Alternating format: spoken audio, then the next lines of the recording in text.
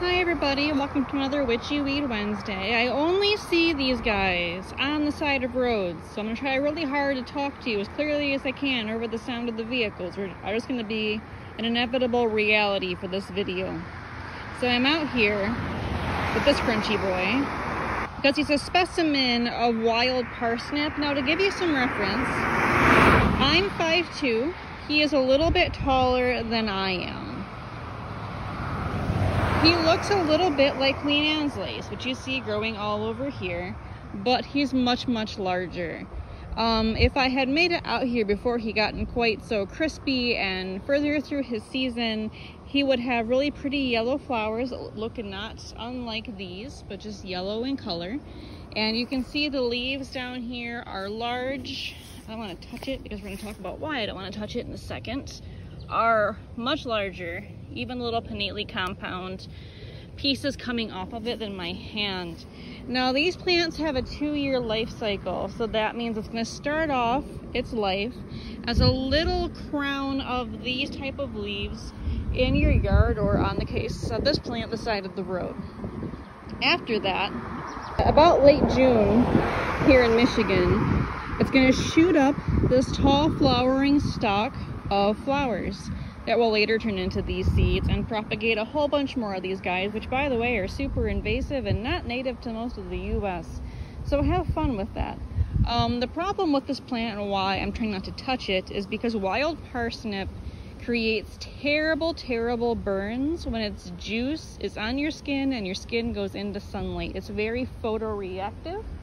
And we're not talking like, oh, you know, I touched some nettle and now I have bumps on my skin. No, this is like giant, like $half sized blisters.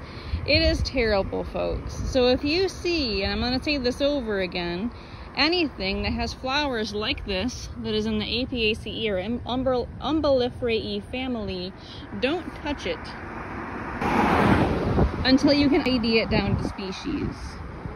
Now this guy, there's not a whole lot to be said for its spiritual or a lot of its medicinal stuff that isn't going to be easily replaced with the plants that is far less problematic than it is. It is edible if you can safely get the root up. Now it's not going to be as large and wholesome as the parsnips you can go to the store and buy. So you're far better off, for obvious reasons, going to the grocery store and not spending your time, unless you have no other food source, trying to carve one of these guys out of the ground.